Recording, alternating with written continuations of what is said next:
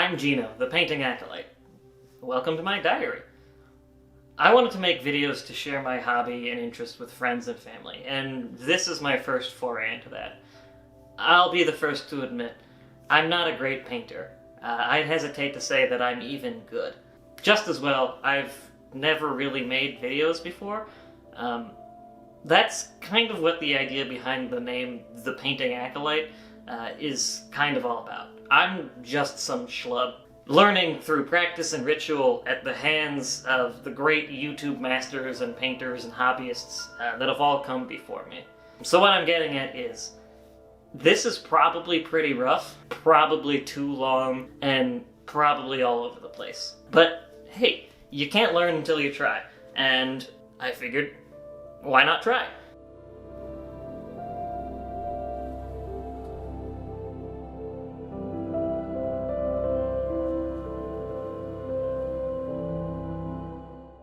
I picked up this hobby, like I assume a lot of people, not too long after quarantine began. I had been interested in Warhammer for a bit, but I had never really done anything related to miniatures whatsoever.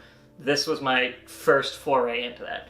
My first introduction into the hobby was a Space Marine box that I got for my birthday, along with the prerequisite overpriced primer and brushes and all the stuff that you get at the Games Workshop. And after I finished that box and got well into the hobby, I jumped into the fantasy setting, Age of Sigmar, head first. I like fantasy a lot more than I like sci-fi usually anyway.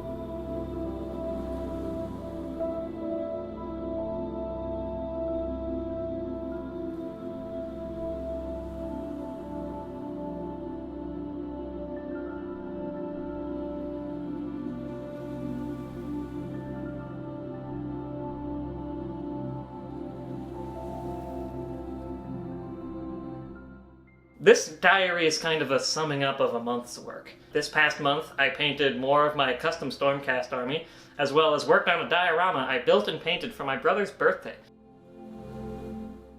I don't intend this video to be much of a guide, or full of tips, or detailed recipes or plans. However, who knows what other kinds of videos I might make. If you have any questions, comments, advice, or anything else you'd like to see me do or make or paint or whatever, comment or get in touch and let me know.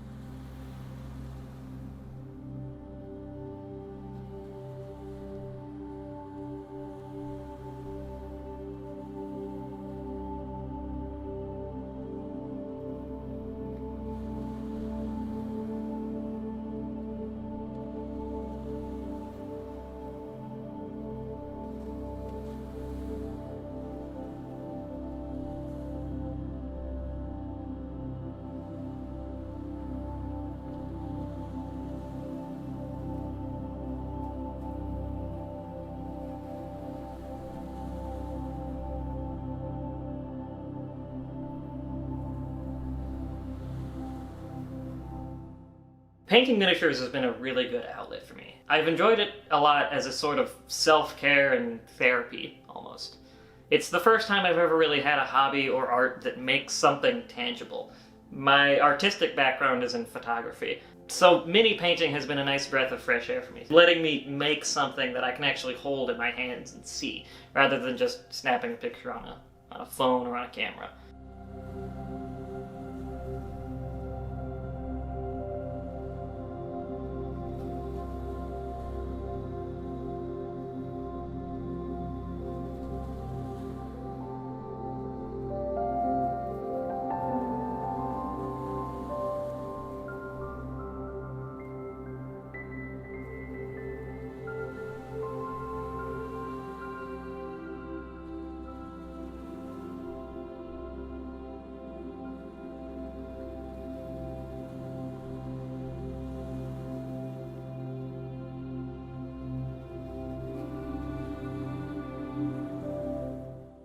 I wouldn't consider myself a fantastic painter. More often than not, in fact, I feel like I cut corners that I probably shouldn't. But I'm proud of my work most of the time, and I really enjoy the process, even if the end results aren't amazing or something that you can compare to the results you see on the internet. But this hobby is about the journey and what you get out of it and what you put into it. And for me personally, even if the end results aren't the best, I still enjoy it.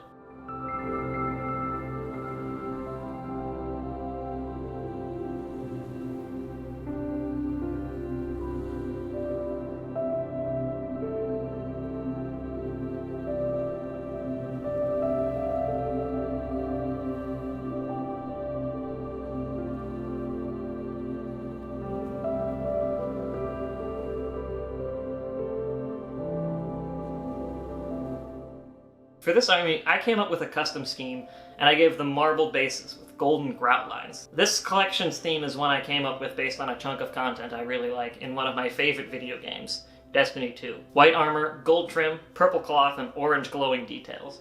I enjoy them a lot, and I'm really proud of how I nailed the aesthetics of this chunk of content from this video game and turned them into my own custom army.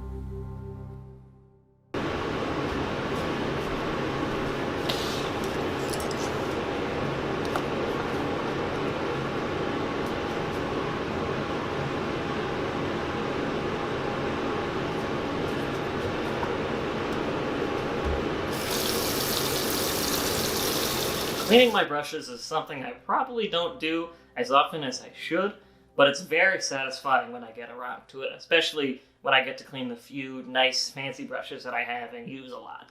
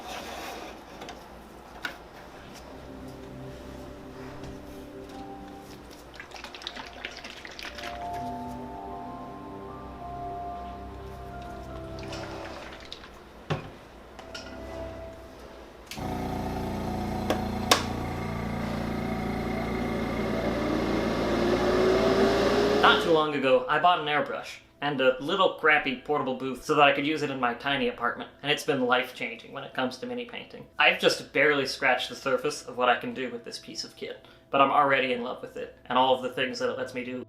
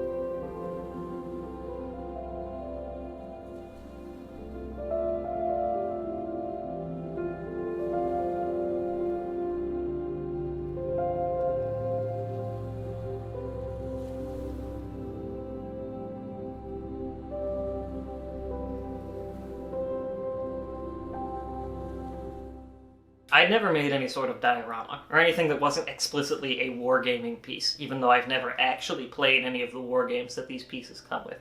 But that's neither here nor there. And so, for my brother's birthday, I wanted to try it out.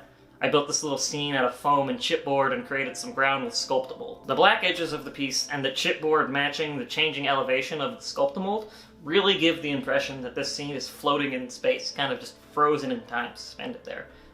I'm really proud of it, especially for a first time.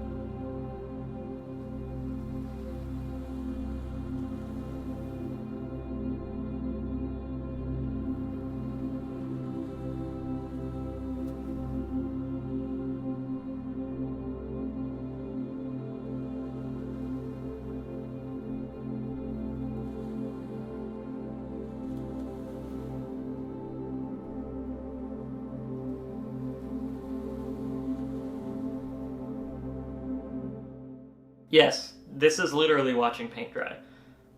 I thought it looked nice.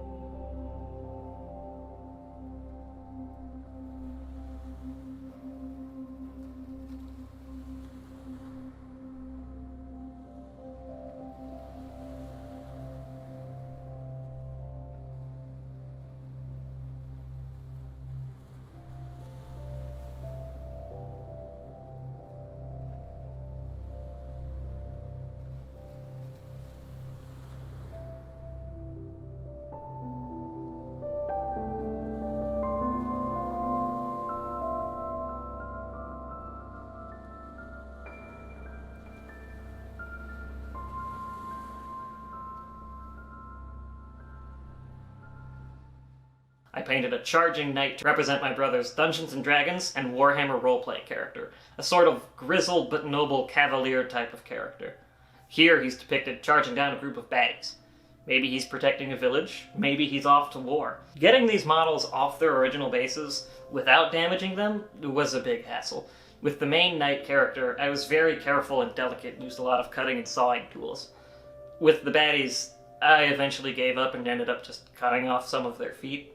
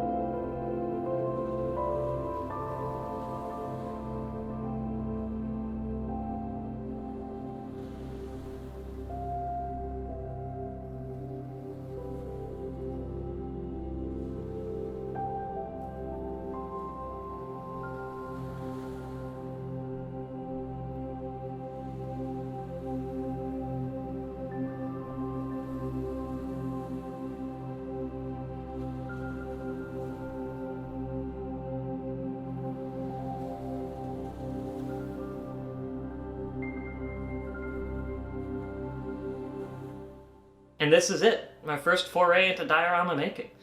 I learned a lot on this project, and I'm really happy with it. My brother loves it too, which is what matters most for a project like this that you're doing for someone else.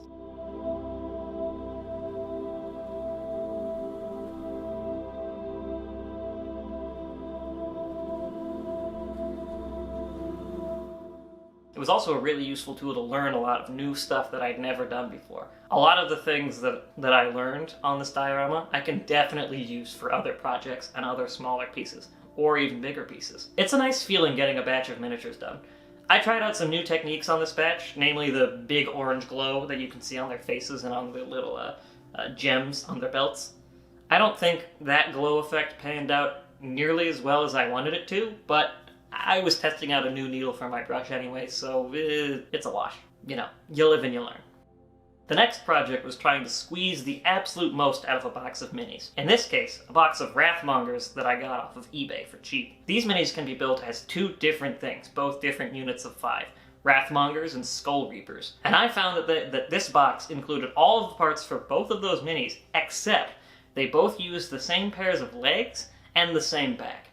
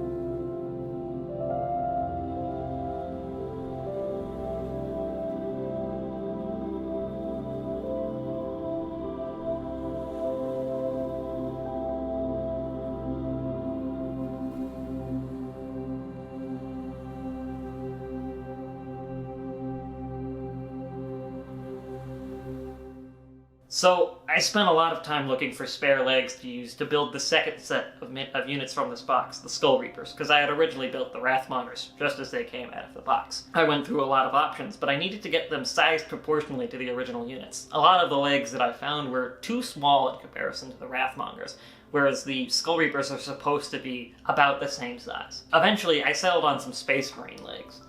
I bought some intercessors on eBay and pilfered the legs from them. With a lot of hacking and cutting and gluing, I was eventually able to get the kit patches together and have this unit look somewhat similar. Now, Space Marines aren't from Age of Sigmar, and fantasy and sci-fi don't always blend together, especially when there's lots of specific details that tie one thing into one setting. However, with these legs specifically, a lot of the detailing that makes them sci-fi was either easy to shave off, easy to cut away, or easy to cover up with grime and gunk, which was a very important next step into making these things look the same. A layer of grime really helps hide those details that don't work and tie the two pieces together.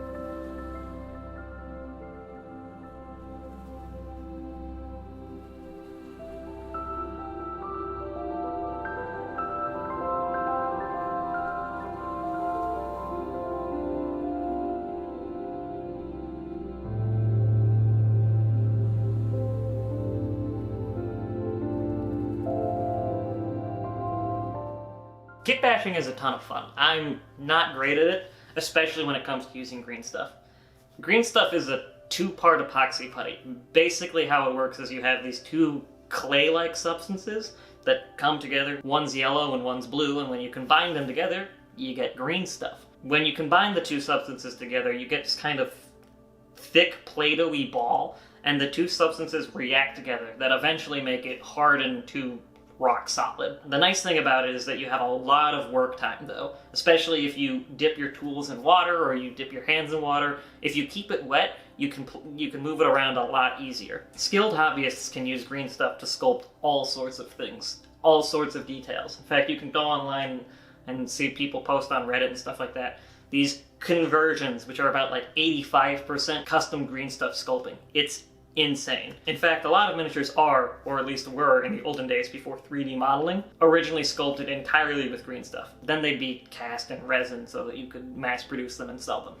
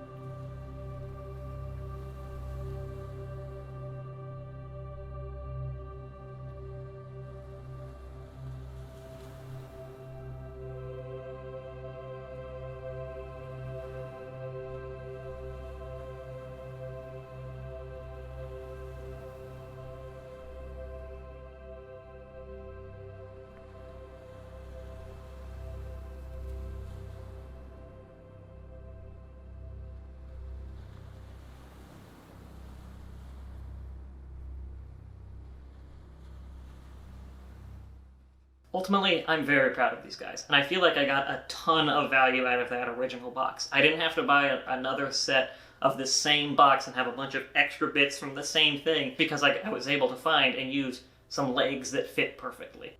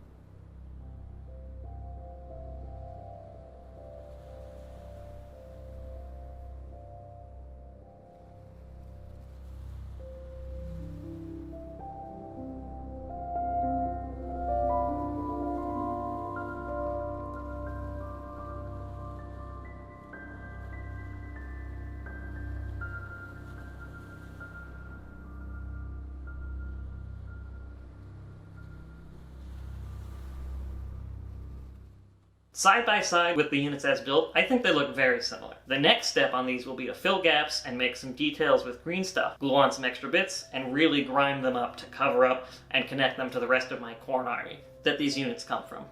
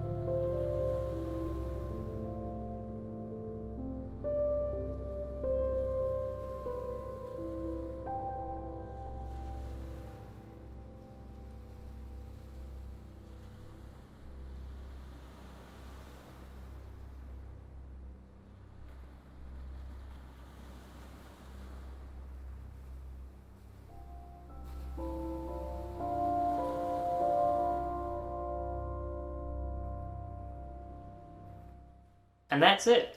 I really enjoyed making this video, and I really hope that you've enjoyed watching it. I really wanted to share my hobby with my friends and family, and really get people to be able to see what I do and engage with it. I hope you've liked watching it. Like I said, I have no idea what I might be doing in the future with this channel or with these videos. And if you've got anything that you want to see, or that you want to see me do, or paint, or build, or if you've got any questions, or you want guides, or you want tips, or whatever you want to see, please let me know. Leave a comment, get in touch, and tell me what you want to see from me. Because I really want to continue this and to continue sharing my hobby with people that are interested. If you want to help me grow this channel, and if you want to stay involved and help me develop as a painter and as a YouTuber, subscribe to this channel. Leave a comment, leave a rating, do all of the things that all of those actual YouTubers tell you to do on a video. It will help give me more ideas for what I should do with this channel and what videos I should make and what you want to see that I want to share with you. That's it, folks. I'm Gino the Painting Acolyte, and I'll see you in the next one.